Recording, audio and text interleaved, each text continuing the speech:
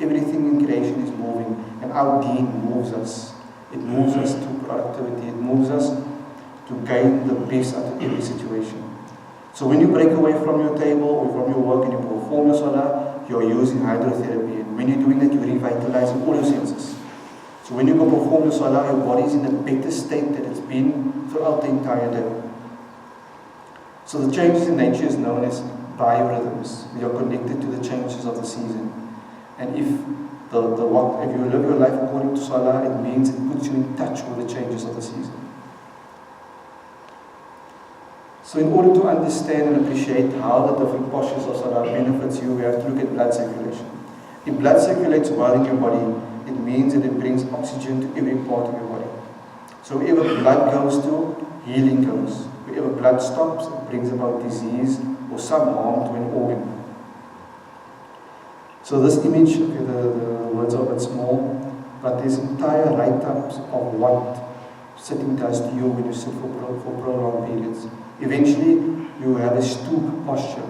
Because at first, when you concentrate, you sit straight, but after a while, you will be doing this. If you sit in an office environment, it means that there's pressure on your hips, on your knees, on every joint of the body. Blood doesn't flow to the brain, so you can't concentrate well. This tension builds up in your neck. Muscle degeneration. When muscles aren't used properly, it becomes small and weaker. You find that there's development of varicose veins. There's harm brought to your digestive tract. The glare of the computer has the effect on your eyes. And the list goes on. There's numerous data. In actual fact, some scientists say sitting for too long is almost like the new smoking when it comes to harming your health. Sitting is like the disease of modern day world. Because we find ourselves when we're sitting and watching movies for a long period. And with watching movies for too long comes the unhealthy lifestyle, because you sit there with a big packet of chips and a Coke. And what happens when you're eating and you're watching TV, your body doesn't recognize that you're filling it. You don't reach satiety, so you don't reach that level of fullness. Therefore you find that the sunnah of the Prophet was to add sacredness to the meal. And what happens in Ramadan? When do we watch the least TV? In Ramadan, I remember in my house, my father, they used to unplug the TV, put a blanket over the TV, almost like the TV running out. It's done now, there's no TV for the month. But during that time, we spend time with the family. When is the time that you guarantee to sit every night around the table for 30 days with your family? Only in Ramadan. There's some people that don't sit with their families at all, but Ramadan does that. And next week we'll speak about that, and how the social structure is strengthened during the month of Ramadan. Sitting around that table brings healing to our lives on different levels, and we'll touch on some of them. But another topic is, when you sit for too long, it harms the body. And your act of salah and your act of taqwa brings healing to the body.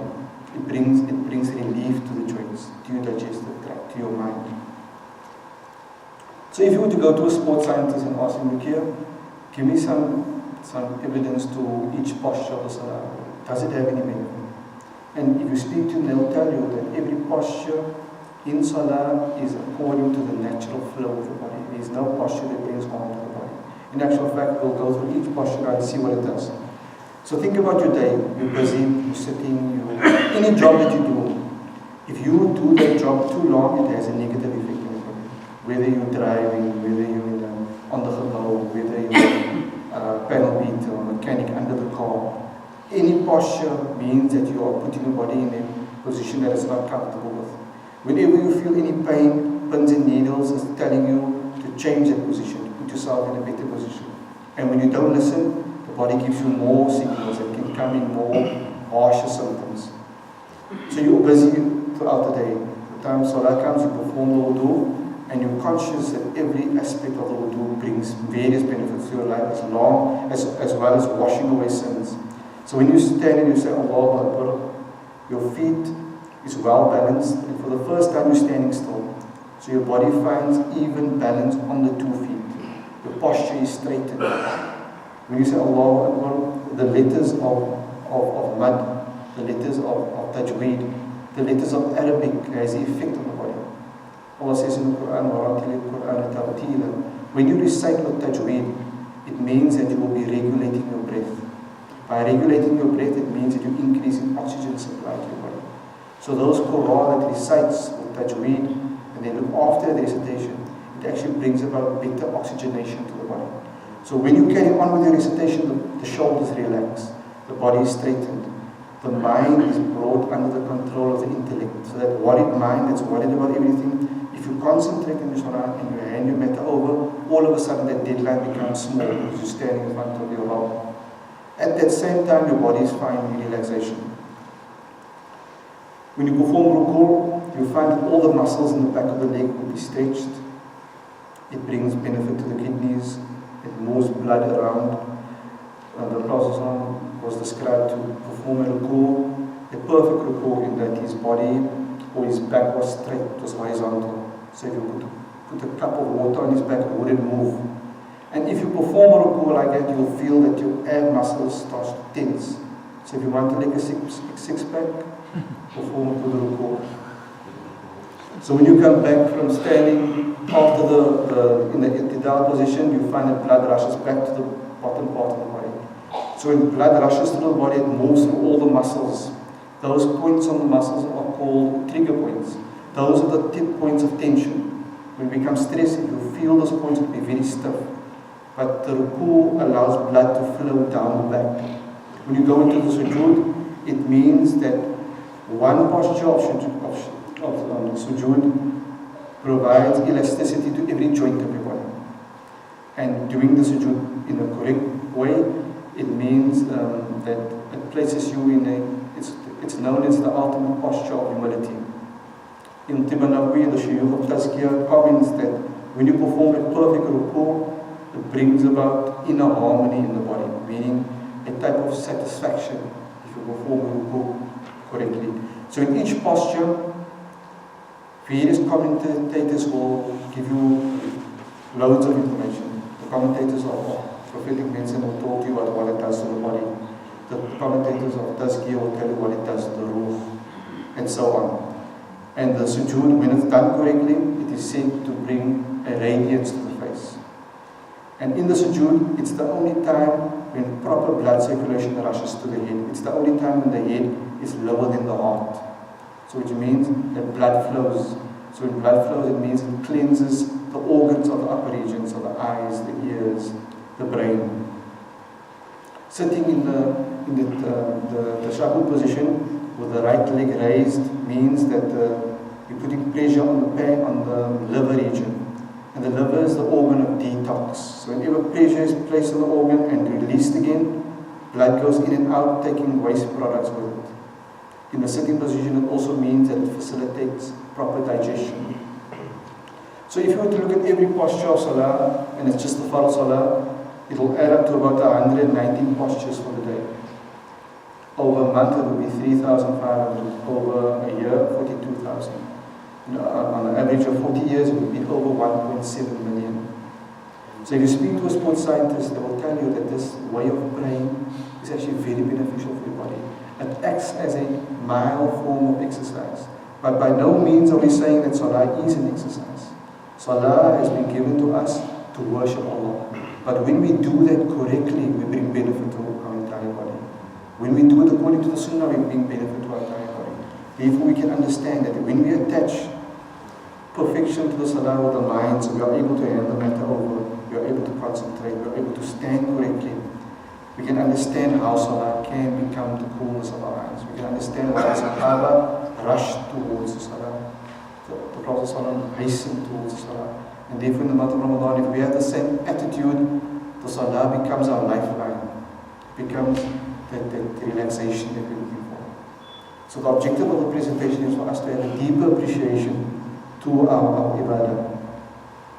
So during the month of Ramadan, we know that the acts of ibadah increases, especially the act of salah, the tarawih. And with every posture, we should appreciate it and understand that whilst we are standing here, our body needs every posture of salah. Our body needs the connection with the jama'ah. Our body needs the listening of the Quran ayat. And the combination of all of that will give us that incentive to hold on to that through Ramadan and beyond. So the month of Ramadan is a return to our fitrah. It is returning us to our natural way, our natural design.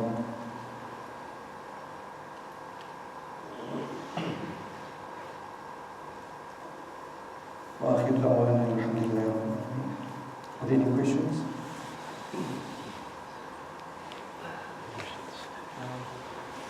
Assalamualaikum. What do you mean in Ramadan is in summer, they go sleep 11 o'clock. What does that would you change in sleep pattern? So what you find is that during the summer months, each month, the question that was asked is what happens when Ramadan is in summer and Maghrib is late, so our sleeping patterns are late. So you find that with every season, the days come with certain benefits. So every season can come with illnesses and it can come with cures. So during the hot season, we know there's a lot of heat in the air, there's a lot of moisture, fruits to counteract that heat. We have longer days, so it means that we should look deeper in the sunnah to practice. So summer is the time we should definitely do the Qayyumullah. So we should plan much better in summer. So especially when Isha and the Tarawih is late, as soon as you get home, get that few hours in, it still requires planning. So it can be, you can avoid, even though like 11 o'clock for instance, it's still late to go sleep. I mean, if you look at 9 o'clock Isha, and then 10 o'clock is finished, and you come home, you're still having a snack. So if you plan it well, you can still get that beneficial hours. But definitely, we'll have to sleep in the day also. Tarawih gaat dan master those people. I don't think I'm making that advice already. Any other questions?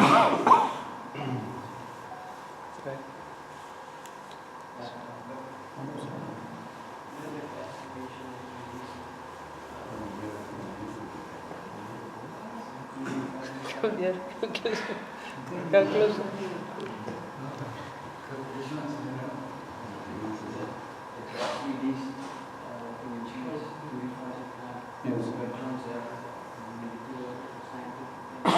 Yeah, I got it from a book. The question was the gas, O3 gas that is said to be released at Fajr time. The brother wanted a reference for that. It is found in the Islamic medicine book by Dr. Yusuf Ayyad, and it's called a Key to a Healthy Lifestyle. It's a book where they looked at different aspects of Salah, and it's under the heading Scientific Benefits of the Dawn Prayer. So look in that book. So over the years I've collected many books on Islamic medicine. Any other questions? I just also want to mention, when I speak about the postures of Salah, it doesn't mean that it excludes the people that perform Salah on chairs. So if you perform Salah on a chair, it means that your body also gets the benefit of it. But one thing I have to mention is that if you have an injury and you go down in sujood and there's pain, you should be making Salah on a chair. What happens to us, especially as I lost about a month ago, I suffered a hamstring injury, so I know how it feels to make Salah in the chair, and you have the stigma, I don't want to make Salah in the chair. But in actual fact, it's makruh to make Salah whilst you're in a state of pain. So to go into sujood and it brings you pain to your joints or your back, your knee, or any parts of the therefore we find that Deen allows us concession. So perform Salah. Salah is supposed to be tranquil, it's supposed to be easy, it's supposed to be a time where you can hand over and think and contemplate. But if you're creating in the sujood, that isn't, so best that you choose the position as best for you, whether you're young or old. So if a young person has a joint problem, sit on the chair. It will be more beneficial for your Salah.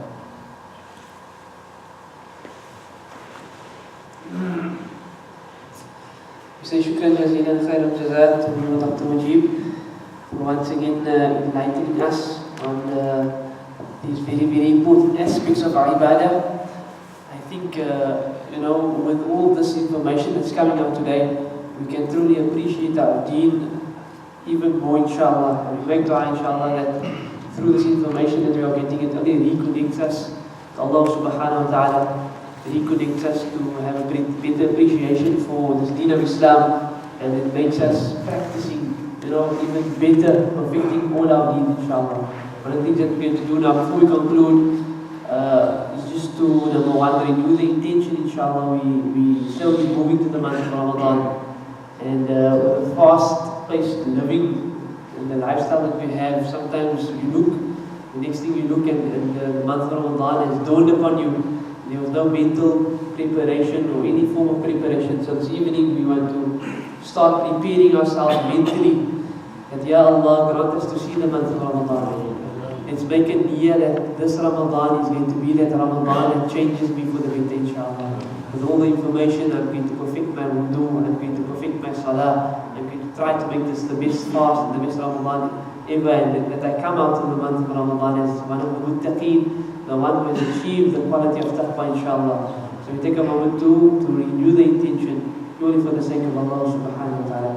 We're going to make some istighfar as the best way to enter into the month. And please let أستغفر ربي من كل ذنب وأتوب إليك أستغفر ربي من كل ذنب وأتوب إليك أستغفر ربي من كل ذنب وأتوب إليك أستغفر ربي من كل ذنب وأتوب إليك أستغفر ربي من كل ذنب وأتوب إليك أستغفر ربي من كل ذنب وأتوب إليك أستغفر ربي من كل ذنب وأتوب إليك. We are now saying that, oh Allah, I seek forgiveness for every sin that I've done, and I turn back to you with repentance. May Allah subhanahu forgive us for our shortcomings. If there's anything that we've done in the past week or the weekend that Allah subhanahu forgives us, He grants us a good week ahead, that we begin to see this blessed month of Ramadan. Amin ya Rabbal Alameen. Jazakallah khair. Wa akhiru da'wana alhamdulillahi Rabbil Alamin.